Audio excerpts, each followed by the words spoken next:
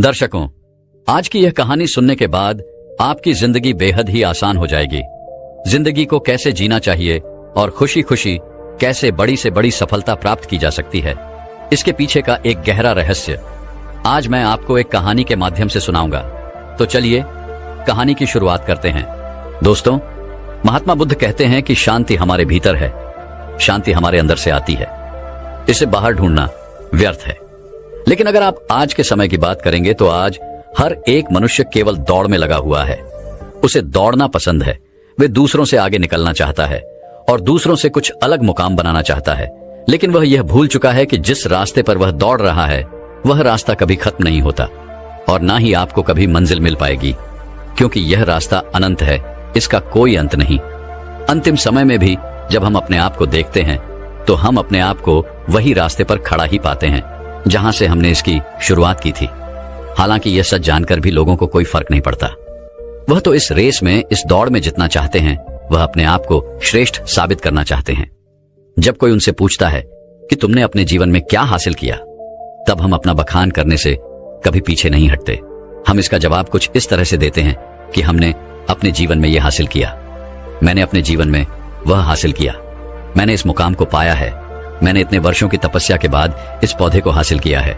लेकिन इस बात का असली मतलब केवल वही समझा सकता है जिसने ये सब कुछ पाने के चक्कर में अपने समय को गवा दिया और अभी भी वह इस दौड़ में दौड़ रहा है, क्योंकि उसे अपनी मंजिल अभी तक नहीं मिली। वह इस अनंत रास्ते की आखिरी छोर तक पहुंचना चाहता है, लेकिन जब वह पीछे मुड़कर देखता है तो वह अपने आप को इस रास्ते पर अकेला खड़ा महसूस कर पाता है। और यही हम सबके साथ भी होगा। हम सब भी इससे बच नहीं सकते, लेकिन जो समय से पहले अपने आप को जान पाते हैं, जो अपने आप को समझ पाते हैं, वह इस अनंत यात्रा को पहले ही देख लेते हैं, समझ जाते हैं। वह अपनी हर गलतियों को सुधारने का प्रयास कर पाते हैं। लेकिन जिन्हें यह नहीं पता कि वह कहां जा रहे हैं और उनकी यात्रा कब खत्म होगी, वे लोग इस दौड़ में केवल दौड़ते ही चले जाते हैं। इसे और अच्छे से समझाने के लिए आज की जो कहानी मैं आप सभी के लिए लेकर आया हूं, इस कहानी के माध्यम से आप यह समझ सकेंगे कि हम इस अनंत यात्रा को कैसे समाप्त कर सकते हैं और ऐसी क्या चीज है जिसे हम अपने जीवन में उतारकर अपने आप को समझ सकते हैं, पहचान सकते हैं, जिससे हम अपने जीवन की सभी समस्याओं का समाधान कर सकते हैं। एक समय की बात है, किसी नगरी के एक पहाड़ पर एक गुरु रहा करते थे। उन गुरु की ख्याति दूर दूर तक फैली हुई थी। वह गुरु बहुत ही ज्ञानी थे, लेकिन उन्होंने अपने पूरे जीवन काल में कभी किसी को अपना शिष्य नहीं बनाया। उनके पास अनेक लोग आते और उनसे कहते कि हमें अपना शिष्य बना ले, लेकिन वह कभी किसी को अपना शिष्य नहीं बनाते और वहां से उन्हें भगा देते। इसी तरह से समय बीतता गया। समय के साथ साथ अब युवा गुरु धीरे धीरे वृद्ध हो चुके थे। अब उनकी रोजमर्रा के कामों में भी उन्हें तकलीफ होने लगी थी। तब उनके मन में यह ख्याल उत्पन्न हुआ कि यदि मैंने अपने जीवन में किसी को अपना शिष्य बना लिया होता तो आज वह शिष्य मेरी कुछ तो मदद अवश्य कर देता। लेकिन उस वक्त मैंने किसी को अपना शिष्य नहीं बनाया और अब मेरे पास कोई भी यह तक कहने नहीं आता कि है गुरुवर मुझे अपना शिष्य बना ले, क्योंकि अब उनका शिष्य कोई नहीं बनना चाहता था। सभी को यही लगता था कि वह तो पागल है और कौन उस पागल का शिष्य बनना चाहेगा। वह सभी को भगा देता है, किसी को भी अपने पास रहने नहीं देता। तभी एक दिन एक युवक अपना बोरिया बिस्तर बांधे हुए उन गुरु के पास पहुंचा और उनसे कहने लगा, है गुरुदेव, मैंने सुना है आप बहुत ज्ञानी हैं, आपकी ख्याति दूर दूर तक फैली हुई है, लेकिन आप कभी किसी को अपना शिष्य नहीं बनाते।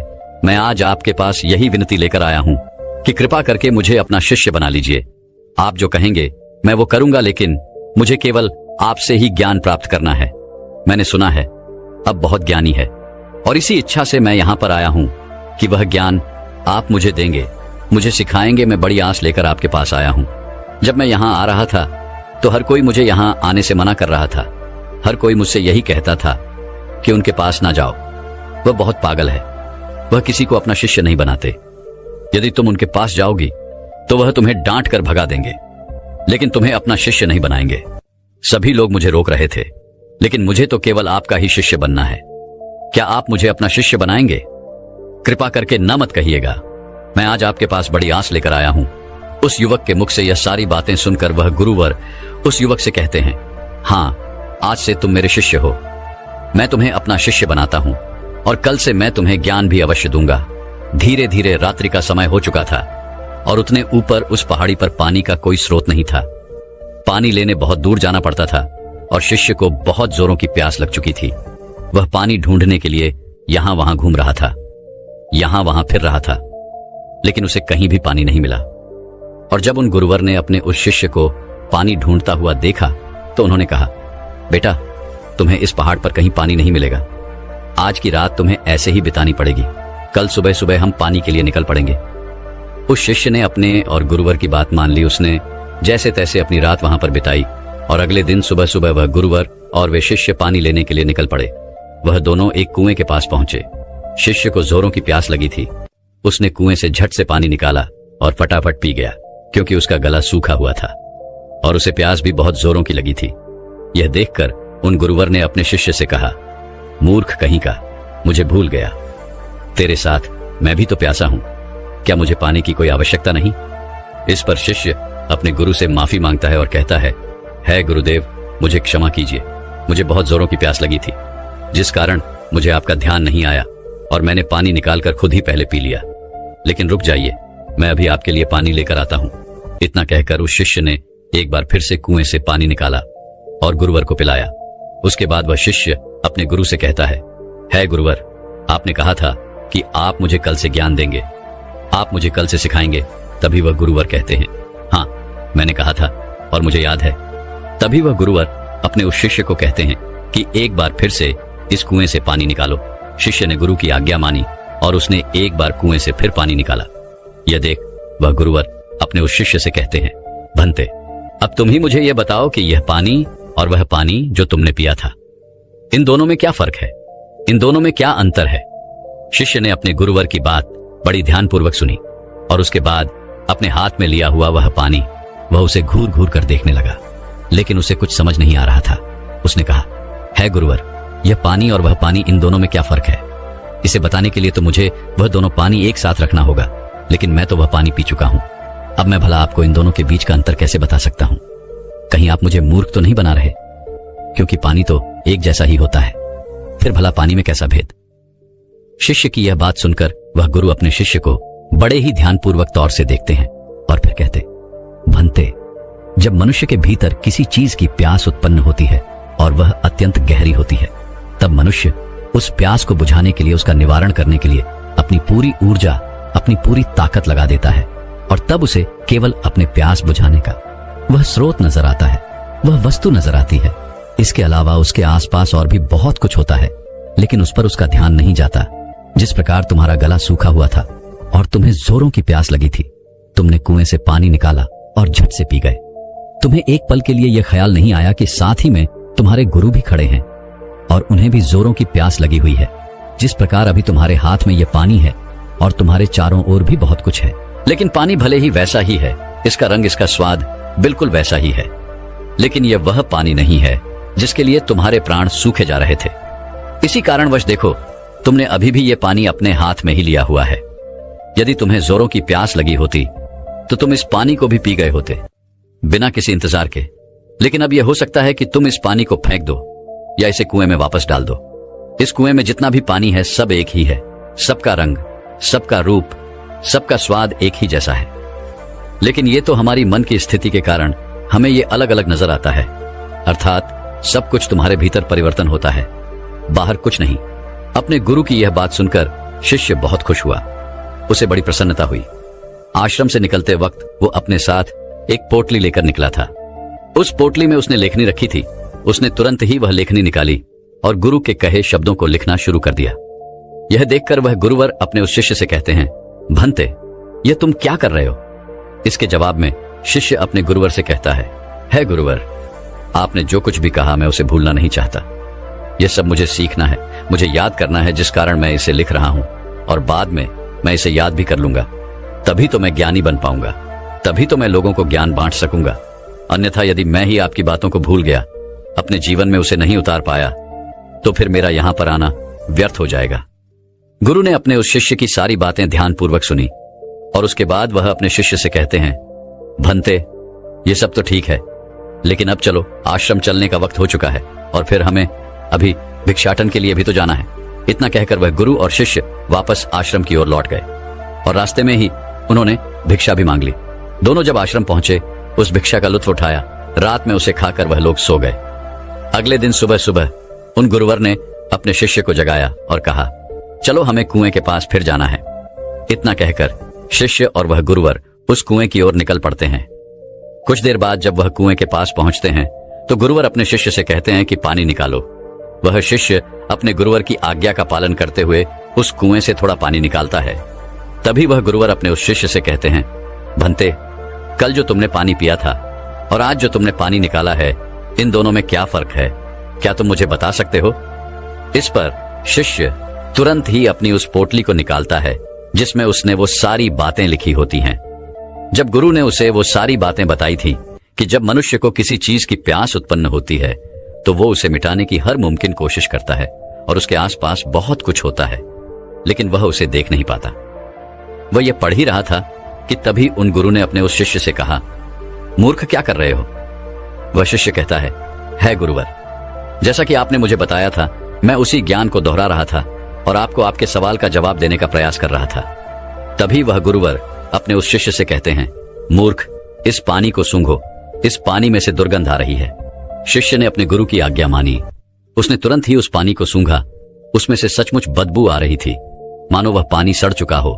तभी वह गुरु कुएं की ओर आगे बढ़ते हैं और कुएं में झांक कर देखते हैं तो उसके अंदर एक जीव मरा पड़ा था। जैसे तैसे उन गुरुवर ने और उस शिष्य ने मिलकर उस जीव को कुएं से बाहर निकाला और उस जानवर की ओर इशारा करते हुए और गुरुवर अपने शिष्य से कहते हैं, भंते, क्या तुम इसे देख पा रहे हो? इस पर शिष्य कहता है, हाँ गुरुवर, मैं इसे देख पा रहा हूं। तभी वह गुरुवर कहते हैं, इस पृथ्वी पर जिसने अब भी जन्म लिया है उसकी मृत्यु निश्चित है। वह एक न एक दिन मृत्यु को अवश्य प्राप्त होता है। जब एक मनुष्य जन्म लेता है तो उसका जीवन संपूर्ण होता है और मृत्यु शून्य होती है, लेकिन धीरे धीरे जैसे जैसे समय बीतता जाता है, एक एक दिन ढलते जाते हैं, जीवन घटने लगता है और मृत्यु संपूर्ण होती जाती है। किसी की भी मृत्यु यूं ही अचानक नहीं हो जाती। जब कोई भी प्राणी जन्म लेता है तो उसके जन्म से ही यह प्रक्रिया शुरू हो जाती है और अंततः हमारी यात्रा जन्म से मृत्यु तक अपना सफर तय कर लेती है। हाँ, यहाँ पर यह जरूर होता है कि किसी के लिए तेज प्रक्रिया होती है और किसी के लिए यह प्रक्रिया धीमी होती है, लेकिन यह प्रक्रिया सभी के लिए काम करती है और सभी को एक ना एक दिन जन्म से लेकर मृत्यु तक का यह सफर तय करना ही पड़ता है। शिष्य ने एक बार फिर से अपनी लेखनी निकाली और गुरु की इन सभी बातों को लिखना शुरू कर दिया। तभी वह गुरु हैं, क्रोधित होते हुए अपने उस शिष्य से कहते हैं, चलो कुएं की ओर चलो। यह देखकर वह शिष्य घबरा जाता है और अपने उन गुरुवर से कहता है गुरुवर, मैं तो अभी जवान हूं और मैं अभी मृत्यु को प्राप्त नहीं होना चाहता, कृपा करके मुझे छोड़ दे। तभी वह गुरुवर अपने उस शिष्य से कहते हैं, बेवकूफ, मैं तुम्हें कुएं में धकेलने नहीं जा रहा। मैं तो यह कह रहा हूं कि कुएं के चारों ओर एक दीवार खड़ी कर देते हैं, जिससे और कोई इस कुएं में ना गिरे, जिससे किसी और को व्यर्थ अपनी जान ना गंवानी पड़े। दोनों ने बड़ी मुश्किल के साथ कुछ लकड़ियां इकट्ठा की और कुएं के चारों ओर एक दीवार बना दी, जिससे अब उस कुएं के अंदर कोई नहीं गिर सकता था। इतनी मेहनत करने के बाद गुरु और वह शिष्य वापस आश्रम लौट आए। धीरे धीरे ऐसे ही कई दिन बीत गए। शिष्य अब उन गुरुवर के साथ अपना अधिकांश समय बिताता था, उनका सारा काम करता था। एक दिन उसने देखा कि उसके गुरुवर बहुत प्रसन्न है। तभी वह उन गुरुवर के पास पहुंचा और अपने उन गुरुवर से कहता है गुरुवर, आज आप बहुत प्रसन्न दिख रहे हैं, क्या मैं आज आपसे कुछ पूछ सकता हूं? तभी वह गुरुवर अपने उस शिष्य से कहते हैं, हाँ अवश्य। तभी शिष्य कहता है गुरुदेव, आप मुझे कोई ऐसा ज्ञान दीजिए जो सबसे बड़ा हो, जिसके आगे मुझे कोई और ज्ञान अर्जित करने की कोई आवश्यकता ना पड़े। वैसे भी दिन ब दिन आप वृद्ध होते जा रहे हैं और आपकी मृत्यु कब आ जाएगी यह मैं नहीं जानता, इसीलिए आप मुझे वह ज्ञान दे दीजिए। तभी तो मैं आपके ज्ञान को लोगों तक फैला सकूंगा, तभी तो लोग आपके बारे में जान सकेंगे। वह अपनी लेखनी लेकर बैठ गया, इस इंतजार में कि गुरुदेव उसे कुछ बताएंगे, कोई ऐसा ज्ञान जो बहुत बड़ा है। लेकिन उन गुरुवर ने अपने उस शिष्य से कुछ नहीं कहा, बस वह चुपचाप बैठ गए। वह काफी देर तक यूं ही मौन रहे और उसके बाद वहां से उठकर चले गए। वे शिष्य चुपचाप ये सब देख रहा था और जब वह गुरुवर वहां से उठकर चले गए तो उसने लेखनी से लिखा, सबसे बड़ा ज्ञान मौन। अगले दिन फिर उसने उन गुरुवर से यही सवाल किया और अब की बार भी गुरुवर ने उसे कोई जवाब नहीं दिया। वह काफी देर तक मौन रहे और फिर वहां से उठकर चले गए। ऐसा करते करते कई दिन बीत गए, दिन से सप्ताह से महीने और लगभग 1 वर्षों के बाद भी उसे केवल एक ही जवाब मिला था, सबसे बड़ा ज्ञान मौन।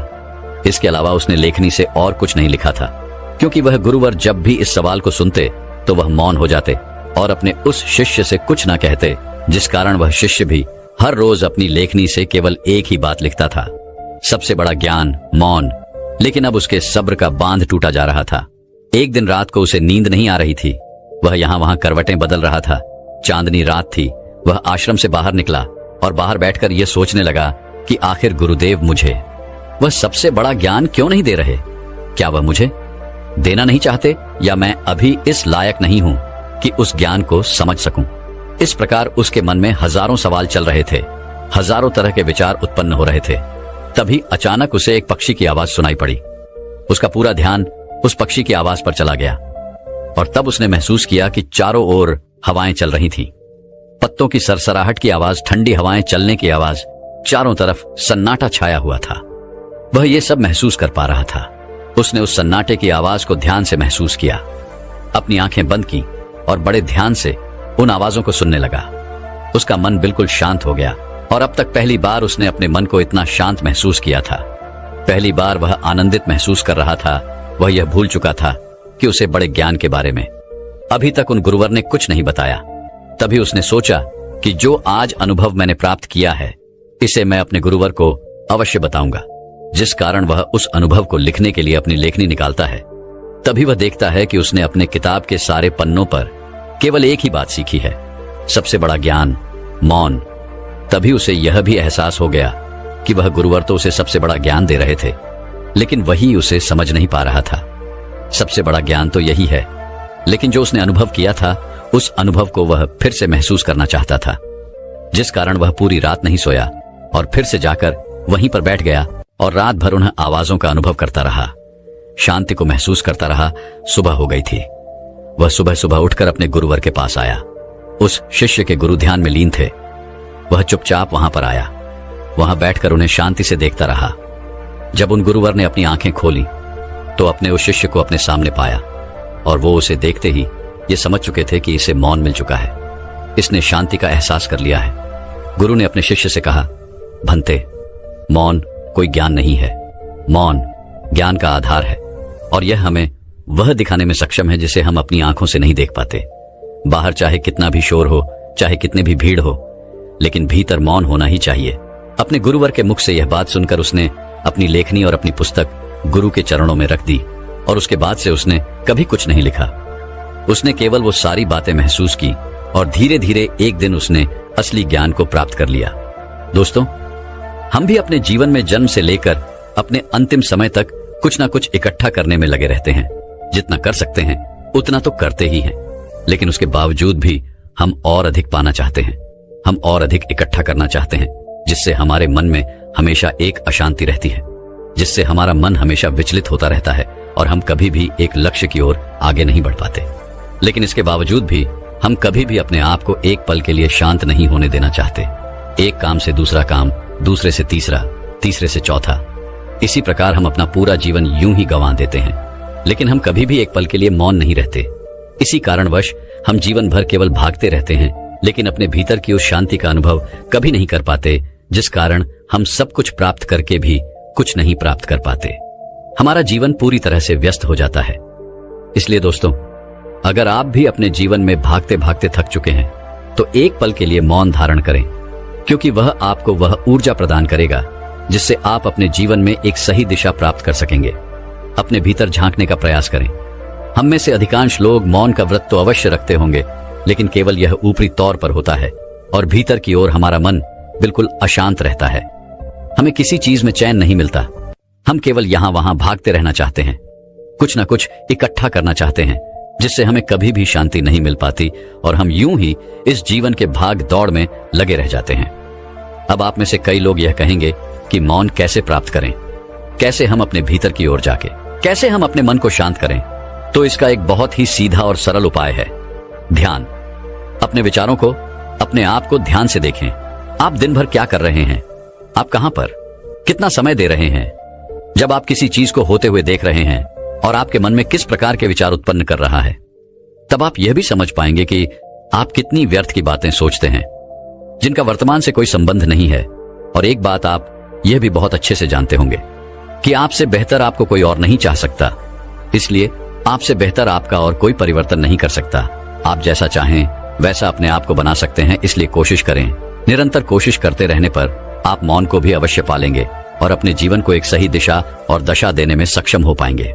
दोस्तों, उम्मीद है कि आपने आज की इस वीडियो से जरूर कुछ ना कुछ सीखा होगा।